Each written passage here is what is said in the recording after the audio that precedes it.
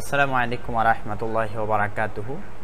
আহলান ওয়া সাহলান ওয়া মারহাবান বিকুম জামিআন আইয়ুহাত তুল্লাবুল আইজ্জা। আহলান বিকুম জামিআন ফি দারসিনা হাযা। আজকে আমরা পঞ্চম পাঠ পড়ব, আদ-দারসুল খামিস। আদ-দারসুল খামিস, পঞ্চম পাঠ পড়ব। এই পাঠটি আমরা সাজিয়েছি আল হুরুফুল জাররাহ দিয়ে। আল হুরুফুল জাররাহ আমরা শুরু থেকেই জেনে এসেছি আরবি ভাষায় সমুদয় শব্দ তিন ভাগে বিভক্ত। একটি হচ্ছে নামবাচক শব্দ, আরেকটি হচ্ছে কর্মবাচক বা ক্রিয়াবাচক শব্দ যাকে আমরা ফেইল বলি, আরেক হচ্ছে নামবাচক শব্দ প্রথমে যেটি আমরা নামবাচক বা আল ইসম বলি। আরেক প্রকার শব্দ আছে যেটি হচ্ছে হারফ, মানে বাংলায় আমরা অব্যয় বলে থাকি। এই হরফ আরবি ভাষায় এই হরফগুলোর অনেক অবদান এবং এগুলোর যে অবস্থান সেটি খুব শক্তিশালী অবস্থান রাখে এই হরফগুলো। সেই হরফগুলোর মাঝে বেশ কিছু হরফ আছে, এক এক প্রকারের হরফ এক এক প্রকার নাম ধারণ করে। আজকে আমরা যে হরফগুলোর ব্যাপারে আলোচনা করব এবং পড়ব সেগুলোকে আল হুরুফুল জাররাহ বলে। আল হুরুফুল জাররাহ বলে। আল হুরুফুল জাররাহ, আল হুরুফুল জাররাহ বলে। আল হুরুফুল জাররা নিয়ে আমরা আজকে কিছু আলোচনা করব। তাহলে আল হুরুফুল জাররা কাকে বলে? ওই সমস্ত হরফ যে সকল হরফগুলো কোনো একটা ইসিমের শুরুতে আসে। কিসের শুরুতে আসে?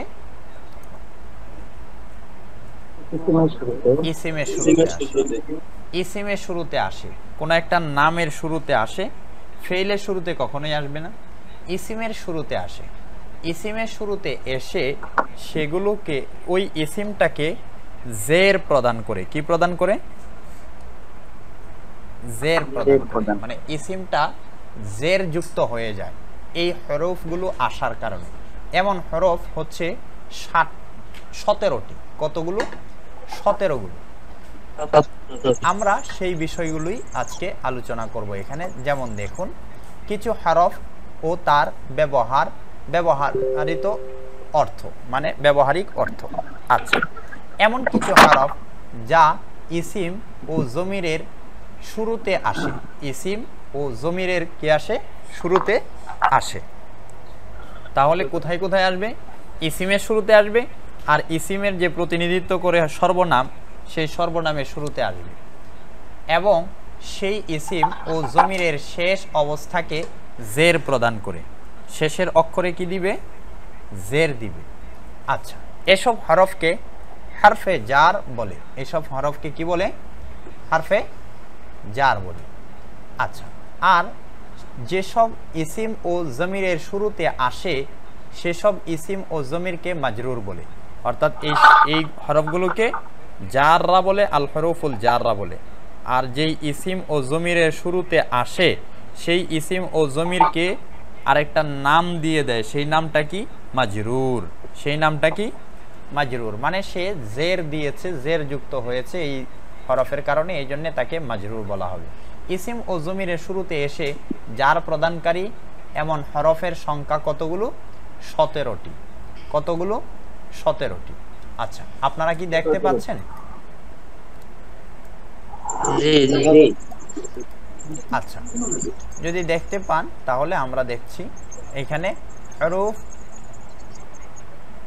আল জাররা কতগুলো আমরা পেলাম? 17টি। সেই 17টি আমরা এখানে দেখছি কি কি আছে। আচ্ছা,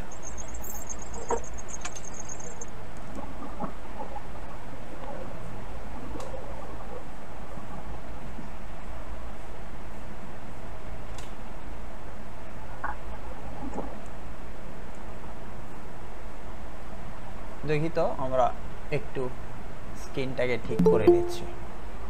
জি, তাহলে আমরা এখানে দেখতে পাচ্ছি হরফ, অর্থ, উদাহরণ।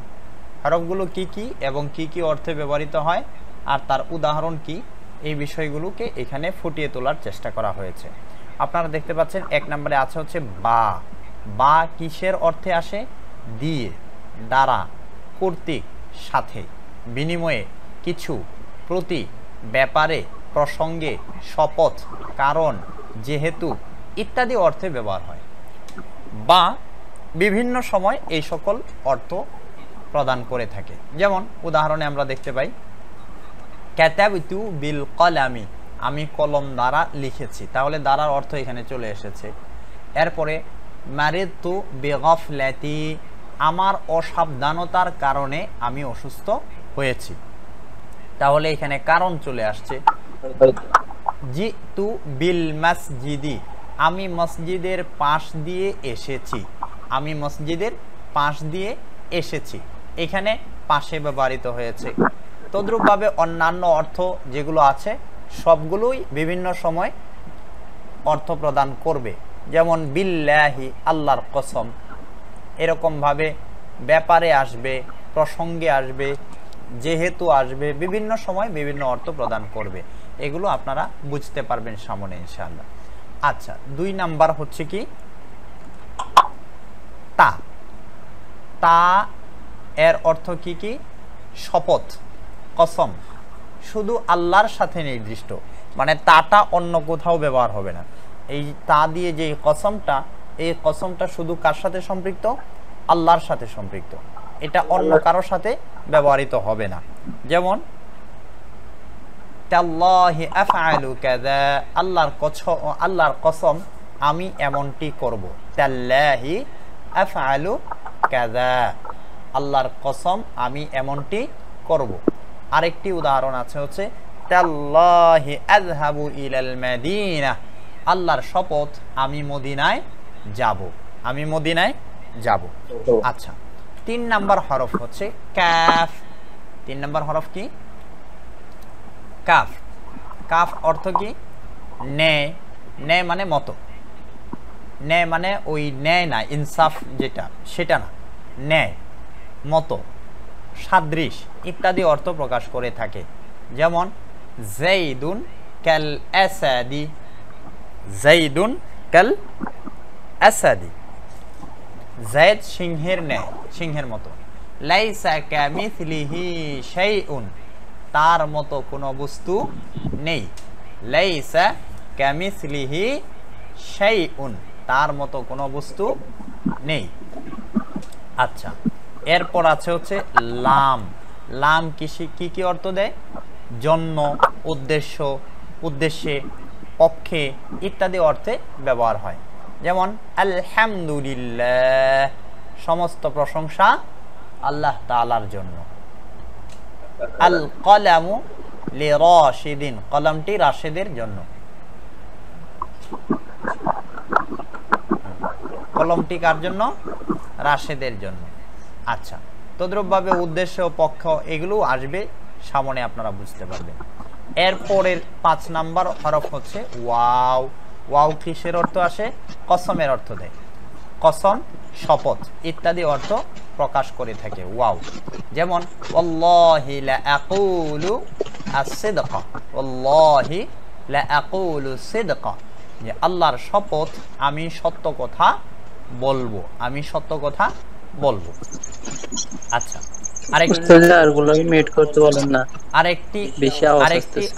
আরেকটি উদাহরণ ওয়াল্লাহি লা উশরিকু বিল্লাহি আহাদান, ওয়াল্লাহি লা উশরিকু বিল্লাহি আহাদান, আল্লাহর শপথ আমি আল্লাহর সাথে আর কাউকে শরীক করব না।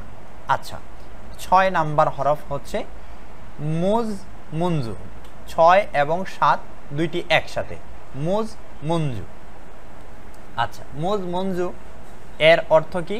হতে, অবধি, যাবত ইত্যাদি অর্থ প্রকাশ করে।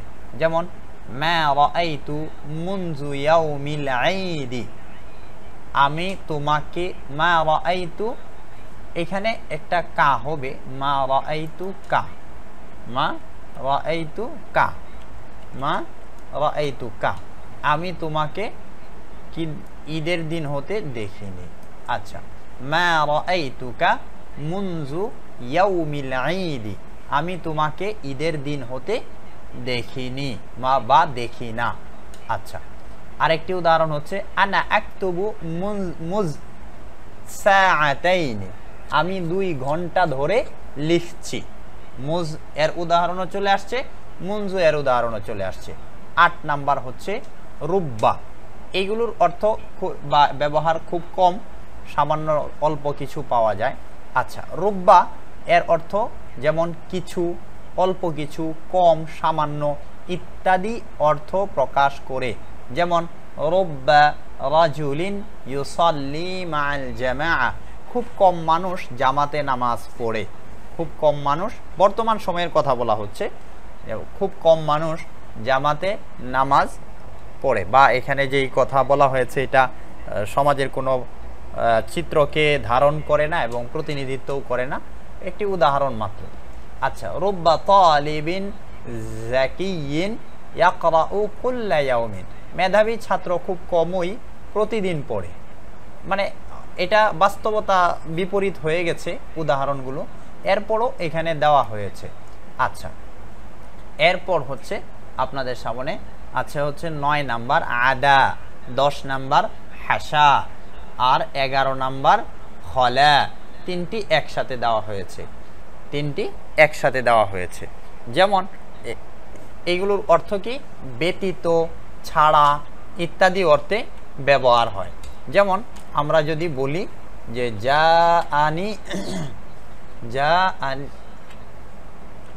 আনি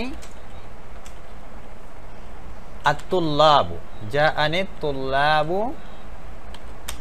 আনি তুল্লাবু, তিনটা একসাথেই যদি দেই, আদা,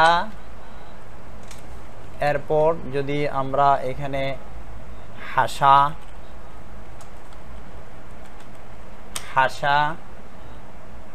এরপর হচ্ছে খলা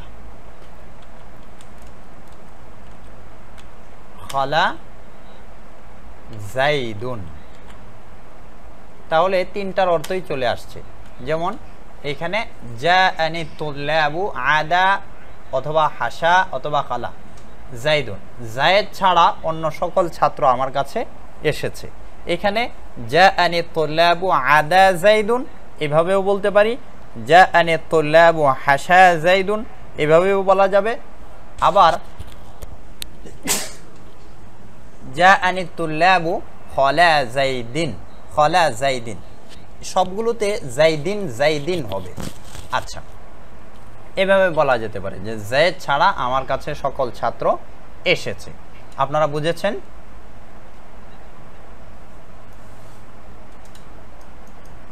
আচ্ছা, এরপর হচ্ছে মিনের ব্যবহার আমরা দেখি। মিন কি বলছে? মিন অর্থ হচ্ছে থেকে। মিন অর্থ কি? থেকে। মিন অর্থ থেকে, হতে, কিছু ইত্যাদি অর্থে ব্যবহার হয়। এখানে উদাহরণ হিসেবে আমরা বলতে পারি জিতু মিন ঢাকা, জিতু মিন ঢাকা, আমি ঢাকা থেকে এসেছি। জিতু মিন ঢাকা। আর যদি আরেকটি উদাহরণ দেন তাহলে এইভাবে লিখতে পারেন যে হাফিজতু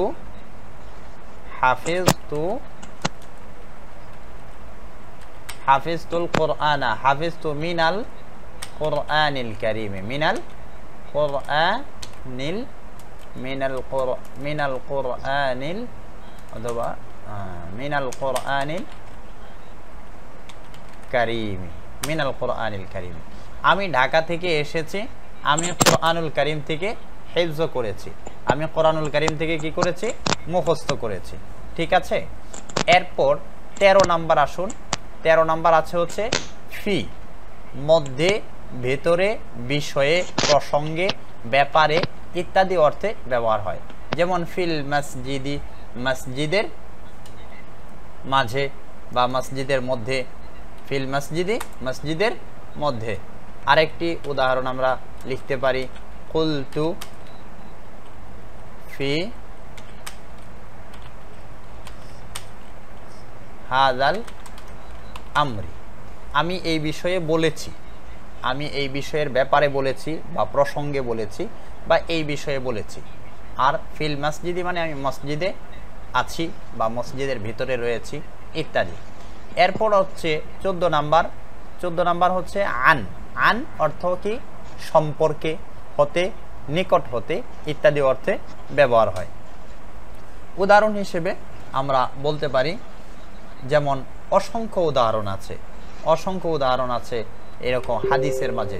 রুবিয়া, মনে করুন রুবিয়া আন জাইদিন অথবা আন আব্দিল্লাহ। রুবিয়া আন আব্দিল্লাহি, আন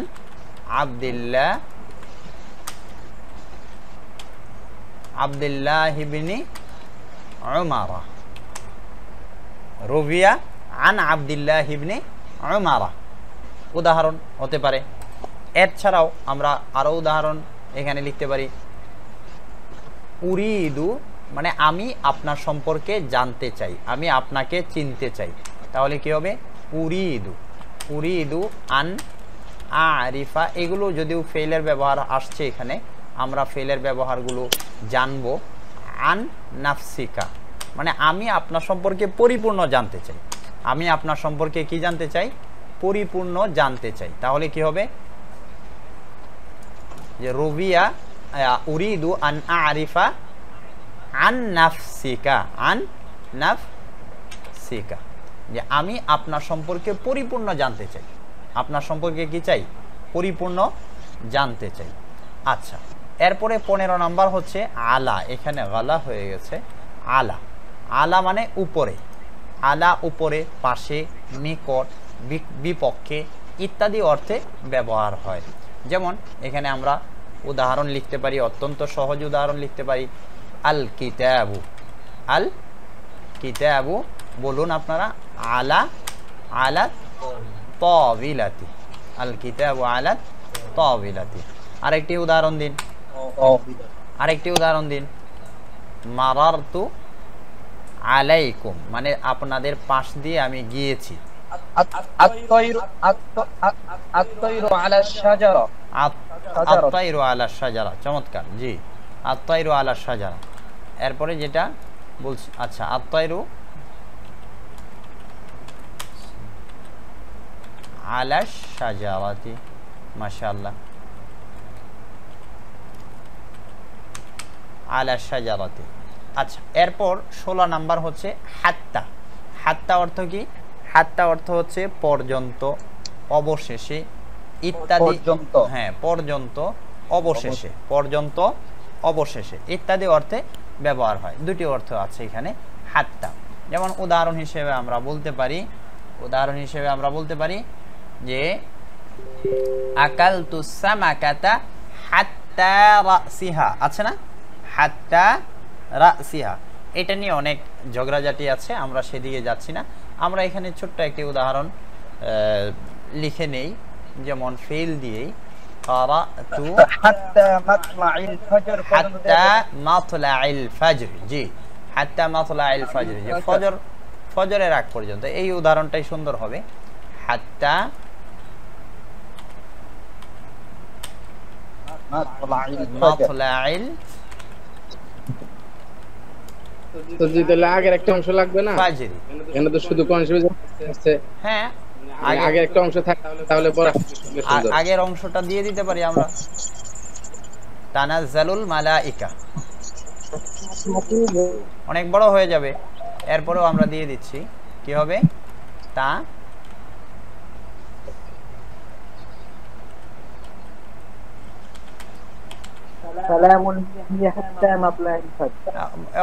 কোরআনের ওই আয়াতটাই মনে হুবহুব আমরা লিখছি না এখানে, আমরা মনে করুন একটা উদাহরণ লিখছি শুধুমাত্র। হ্যাঁ, উদাহরণ লিখতে গিয়ে এখানে মানে কোরআনের হুবহুব তানাজ্জালুল মালাইকাতু, তানাজ্জালুল মালাইকাতু হাত্তা মাতলাইল ফজর। ঠিক আছে, মানে এখানে আমরা কোরআনের একটা মর্মার্থ নিলাম আর কি, কিন্তু কোরআনের আয়াত নিলাম না, তাহলে আমাদের কোনো সমস্যা হবে না। ঠিক আছে। আচ্ছা, এরপর আমরা চলে যাচ্ছি হচ্ছে 17 নাম্বার আন। আন অর্থ কি? পর্যন্ত, এরপর প্রতি, দিকে ইত্যাদি অর্থে ব্যবহৃত হয়। আচ্ছা, এখানে আমরা একটা আন দুইবার এসেছে, আন দুইবার এসেছে, এটা আমরা পরবর্তীতে বলবো কেন দুইবার এসেছে, ঠিক আছে। আচ্ছা, এখানে আমরা আন দুইবার কেন এসেছে এটা আমরা বলবো, তবে এখানে আন যেটা আছে এখানে আমরা আন একটা কেটেই দেই বড়, এখানে কেটে দিয়ে আমাদের একটা বাকি রয়ে গেছে, সেটা হচ্ছে ইলা। কি আছে? ইলা। ইলাটা বাকি আছে। ইলাটা কি গিয়েছে ইতিপূর্বে? যায়নি। হ্যাঁ, ইলাটা যায়নি। ইলা, ইলা অর্থ পর্যন্ত, দিকে, প্রতি ইত্যাদি। আচ্ছা, যেমন যে কোনো একটা উদাহরণ আপনারা দিন।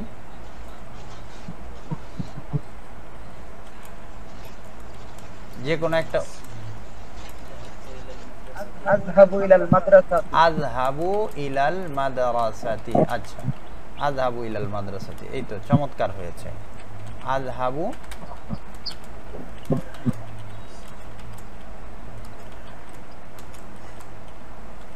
ইলাল মাদ্রাসাতি। আযহাবু ইলাল মাদ্রাসাতি। আরেকটি উদাহরণ দিন, আরেকটি উদাহরণ দিন। আযহাবু ইলাল মাদিনা। আযহাবু ইলাল মাদিনা। আযহাবু ইলাল মাদিনা। আচ্ছা,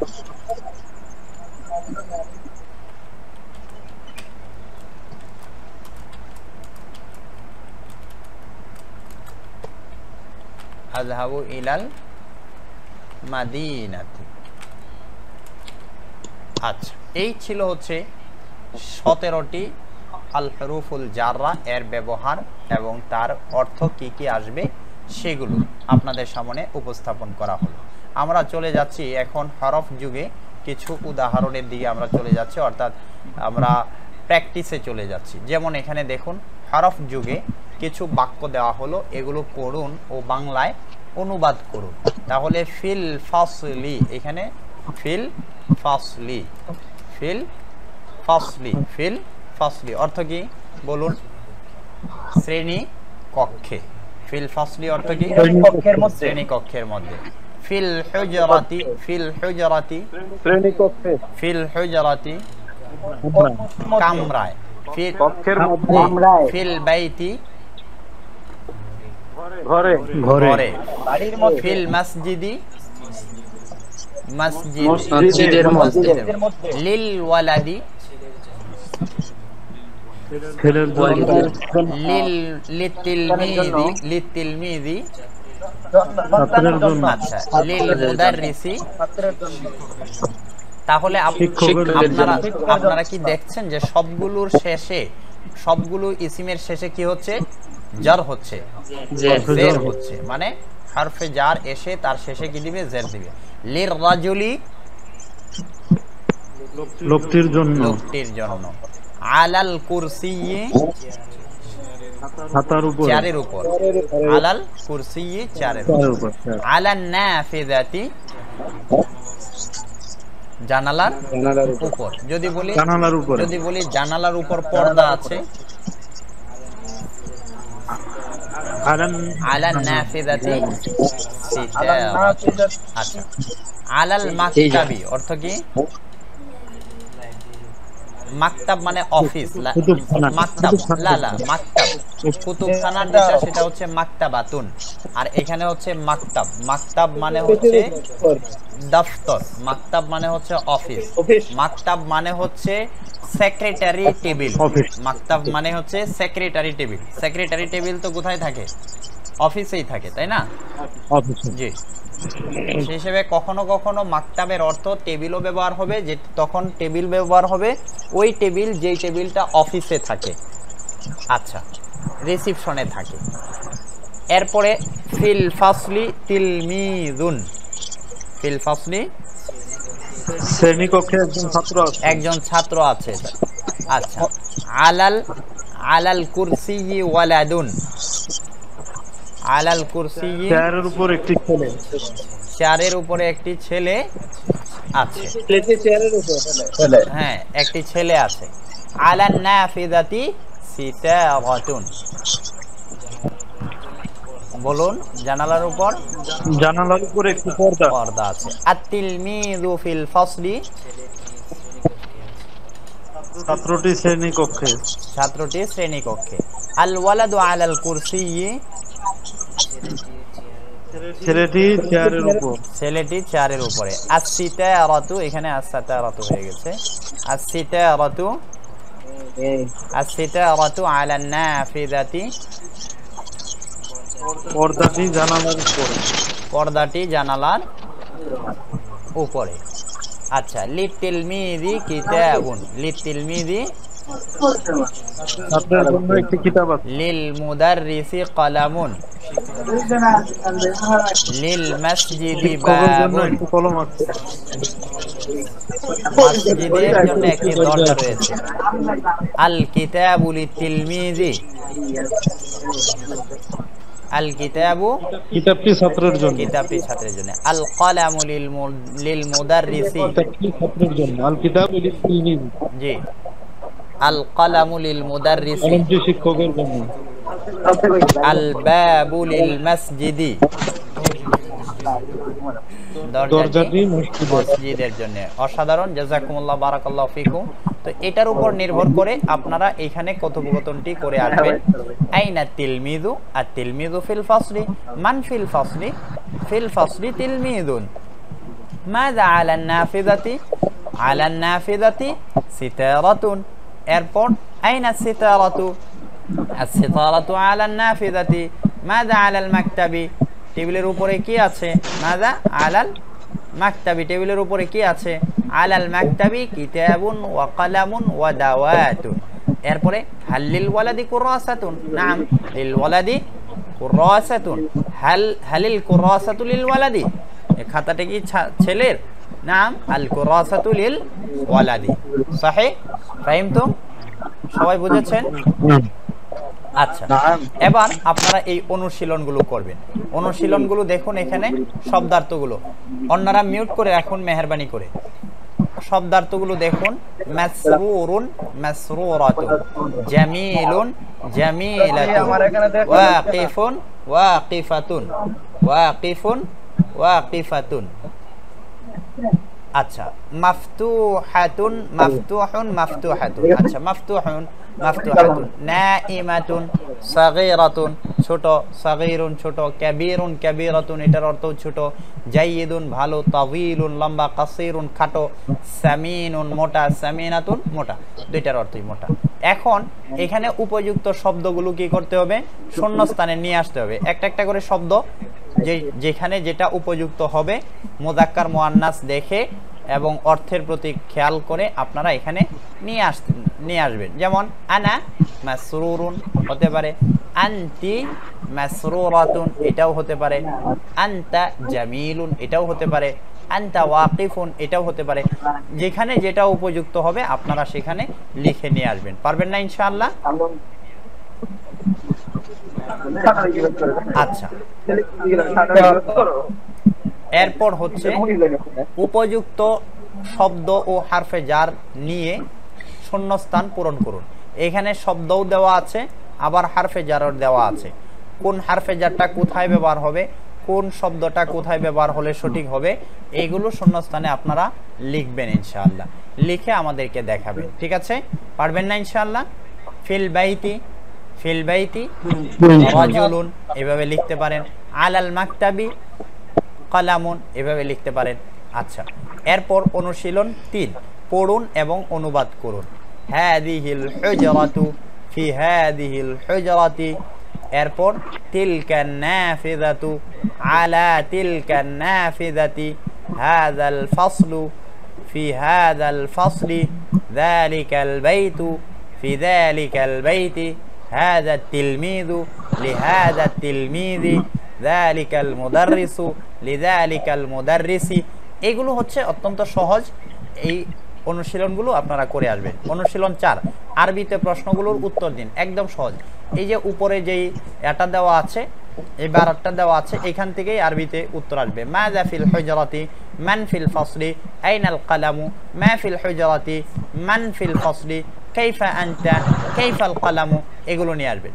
আচ্ছা, এগুলোর জন্য সামনে যে আমরা উপরে যে শব্দার্থগুলো পড়েছি সেই শব্দার্থগুলো আবার এখানে দেওয়া হয়েছে। ওয়াকিফুন স্থির দণ্ডায়মান, নাইমুন নাইমাতুন ঘুমন্ত, মেহফাদাতুন স্কুল ব্যাগ, সামিনুন সামিনাতুন মোটা, দাইনুন দেনা ঋণ। আচ্ছা, মাফতুহাতুন মাফতুহাতুন খোলা।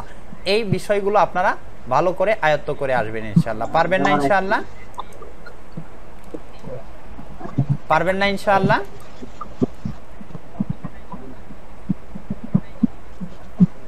আজকের মতো